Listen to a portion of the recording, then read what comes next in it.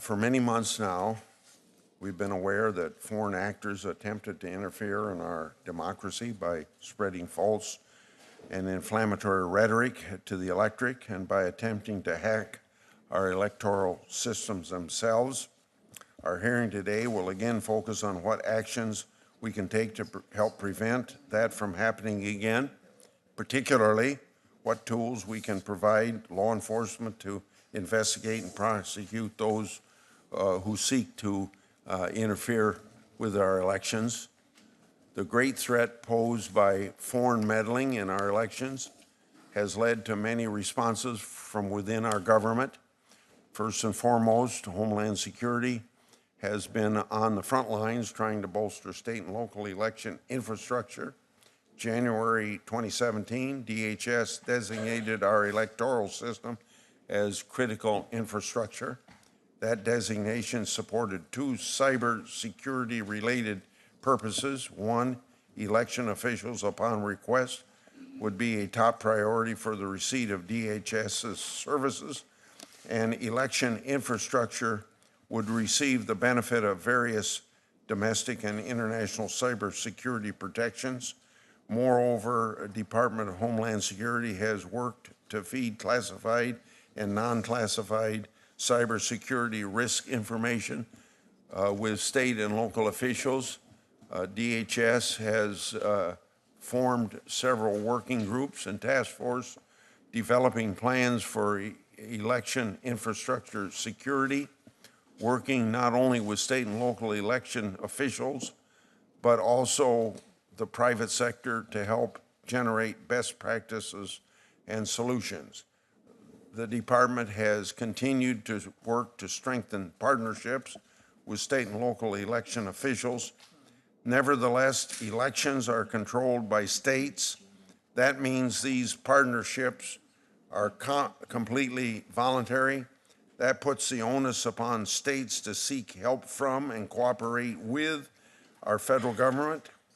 If they don't, of course, it's impossible for the department to step in. Other responses from government include President Trump's decision to levy sanctions against Russian organizations and individuals that participated in election interference.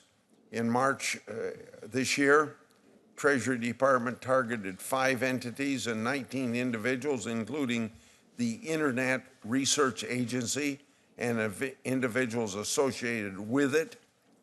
In April, the administration imposed additional sanctions on 7 Russian oligarchs and top government officials for interference in the 2016 election and other aggressions.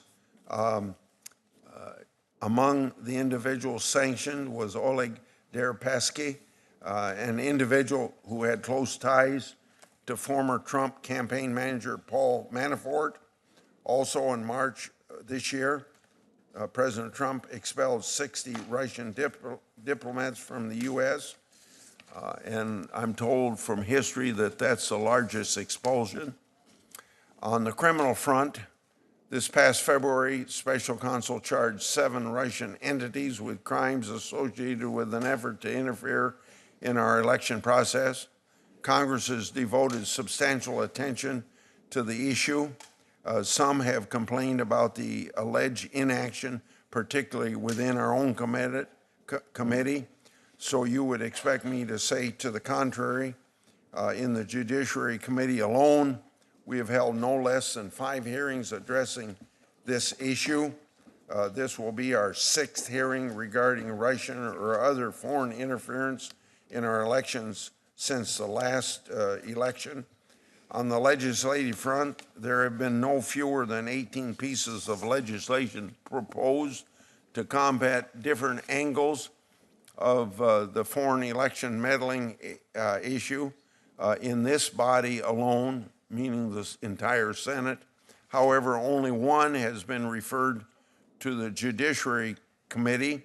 I've co-sponsored the Disclosing Foreign Influence Act, as well as the Shell Company Abuse Act with Senators Whitehouse, Durbin, and Graham. This second bill, if enacted into law, would criminalize concealing activities of a foreign national in connection with contributions or donations to campaigns or electioneering communications. In addition to the bills offered in the Senate, 16 have been offered in the House, and there have been many hearings in many other committees.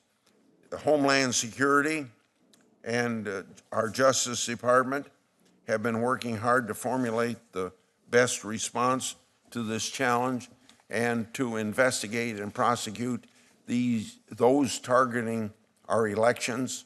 Experts and academics have also weighed in with thoughts of how best to protect our elections as we move towards this midterm election this year. We will hear from some of those people today. As I mentioned earlier, our hearing is focused very squarely on this issue. Are there additional steps that we can take within the jurisdiction of the Judiciary Committee that will meaningfully assist law enforcement to deter, to prevent, to investigate, and to punish foreign actors who seek to meddle in our elections? It's important to note that the Federal Election Campaign Act, which is not even within our jurisdiction of this committee, is a comprehensive framework designed to address illegal campaign and election-related activities. This act provides many of the answers to enforcement in Title 18, and as the Mueller indictment suggests, many of the existing statutes already address this behavior. We can name wire fraud, bank fraud, aggravated identity theft, the FARA Act, and the Computer Fraud and Abuse Act, just to name a few. New problems sometimes call for new solutions. Sometimes they can be addressed by existing law. Ultimately, the answer may be that no new laws need to be created or that only a few small changes are necessary. These are perfectly acceptable answers, but that does not mean that we should not ask the questions. So here we are today.